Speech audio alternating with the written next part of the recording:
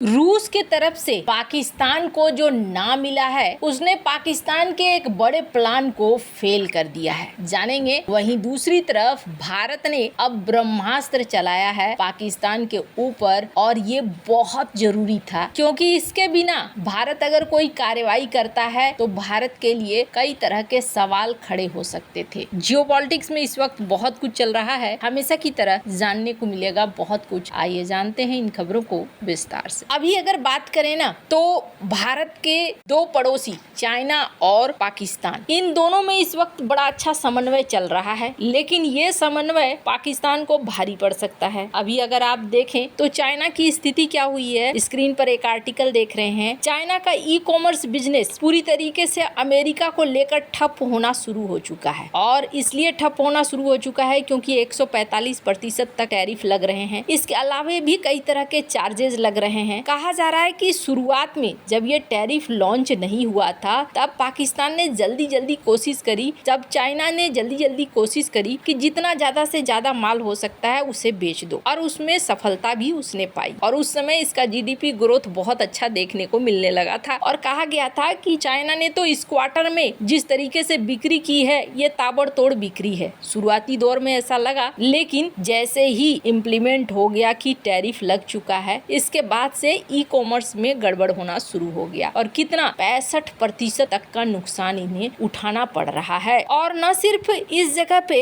बल्कि इन्हें अब अपनी मैन्युफैक्चरिंग को भी बंद करना पड़ रहा है। अब ये सीन है चाइना के लिए। दूसरी तरफ ये देखने को मिल रहा है कि ये डाइवर्ट करने की कोशिश कर रहे हैं कि ठीक है, अमेरिका में नहीं बिक रहा है तो हम ऐसा करते हैं यूरोप में बेचते हैं। यूरोप में बेचकर इन्होंने फिर भी 25% तक बचाने की कोशिश की है, लेकिन अमेरिका में नहीं बिक पाना इनके लिए सबसे बड़ी समस्या का कारण बन रहा है। तो टैरिफ ने यहाँ असर दिखाना शुरू कर दिया है। अब सवाल ये उठता है कि चाइना झुकेगा कि नहीं झुकेगा। तो जिस तरीके के क्रियाकलाप दिख रहे हैं अमेरिका और चाइना के बीच में, अब ना ये प्रतिष्ठा का विषय बन गया है, कौन पहले झुकेगा। और इस क्रम में ऐसा लगता नहीं है कि दोनों में से कोई झुकेगा। अब ऐसे में जिस तरीके से कहा जा रहा है कि चाइना सपोर्ट कर सकता है पाकिस्तान को कि ठीक है जी युद्ध लड़ो, लेकिन इकोनॉमिक तौर पर ये भी उनको भारी पड़ने वाला है। आप जरा सोचिए, कहा जाता है इस समय 1971 की लड़ाई हो रही थी ना, और उस समय भारत ये चाहता था कि जल्दी से जल्दी यहाँ पर बांग्लादेश अलग हो जाए, अलग होने के बाद स्वतंत्र देश बन जाए। उस समय हालांकि कहा जाता है कि एक बहुत बड़ा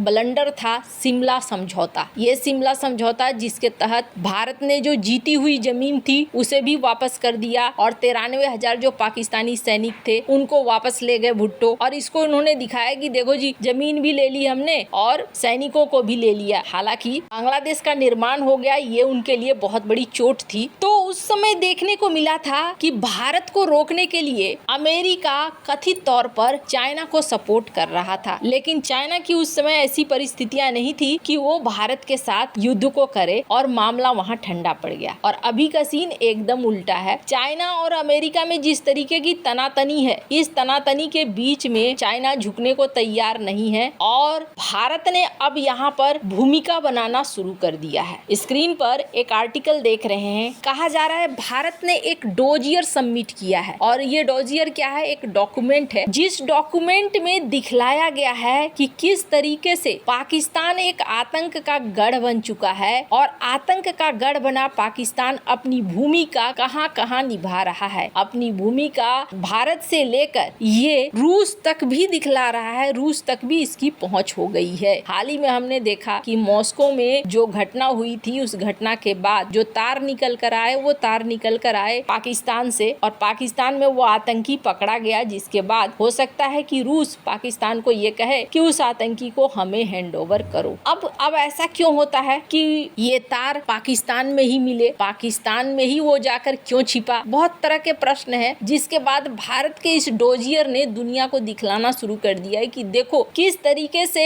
ये दुनिया भर में आतंक को बढ़ा रहा है। भारत ने इस डॉक्यूमेंट में कथित तौर पर पाकिस्तान को एक खतरनाक देश बताने की कोशिश करी है। इस स्क्रीन पर इस आर्टिकल को आप देख सकते हैं। तो भारत कर क्या रहा है, इस डोजियर से क्या होगा। इस डोजियर से भारत पाकिस्तान का असली रूप भी दुनिया के सामने ला रहा है। साथ ही साथ भारत ये भी स्पष्ट करना चाह रहा है कि अगर हमने भविष्य में कोई एक्शन लिया तो दुनिया तुम इस चीज को समझो कि हमने जो एक्शन लिया वो हमारा एक्शन बिल्कुल सही है। अब इसी बीच देखने को मिल रहा है कि पीएम मोदी रूस के विक्ट्री डे परेड में जाने वाले थे, लेकिन वो भी कैंसिल हो गया है और पीएम मोदी के जगह हो सकता है कि भारत के रक्षा मंत्री राजनाथ सिंह जाएं। साथ ही साथ पाकिस्तान रूस को बीच में लाने की कोशिश कर रहा था और रूस से ये मनवाने की कोशिश कर रहा था कि आप जांच करो। हालांकि एक मजेदार बात आपको बताऊं, पाकिस्तान ने चाइना को भी कहा कि एक स्वतंत्र जांच होनी चाहिए, तुर्की को भी कहा कि एक स्वतंत्र जांच होनी चाहिए और रूस को भी कहा कि रूस और चीन आप दोनों मिलकर जांच करो। इन्होंने इस तरीके से कोशिश करी, लेकिन चाइना ने तो कहा कि हाँ जी हम समर्थन करते हैं, जांच होनी चाहिए, लेकिन न तो तुर्की ने हाँ बोला और ना ही यहाँ पर रूस ने हाँ बोला कि हाँ हम जांच करेंगे। पहला झटका रूस ने पाकिस्तान को यहाँ पर दे दिया। वहीं दूसरी तरफ ये भी देखने को मिला कि भारत और रूस के प्रतिनिधियों के बीच में बातचीत हुई। स्क्रीन पर एक आर्टिकल देख सकते हैं जिसमें ये कहा जा रहा है कि रूस ने इस बात को लेकर भारत को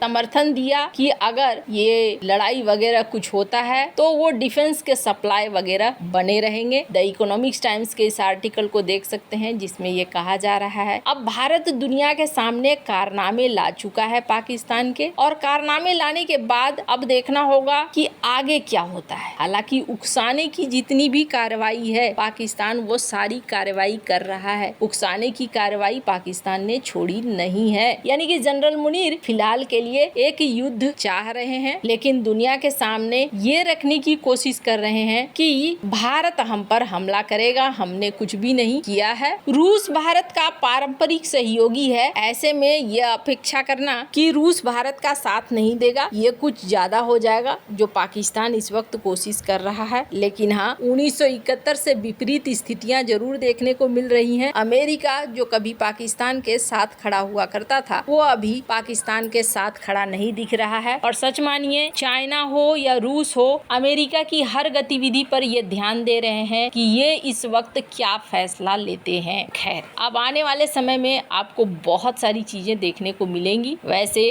आपको क्या लगता है इन सब मामले में, आपकी क्या राय है, कमेंट कर जरूर बताएं। जल्द मिलते हैं अगले वीडियो में नई खबर के साथ।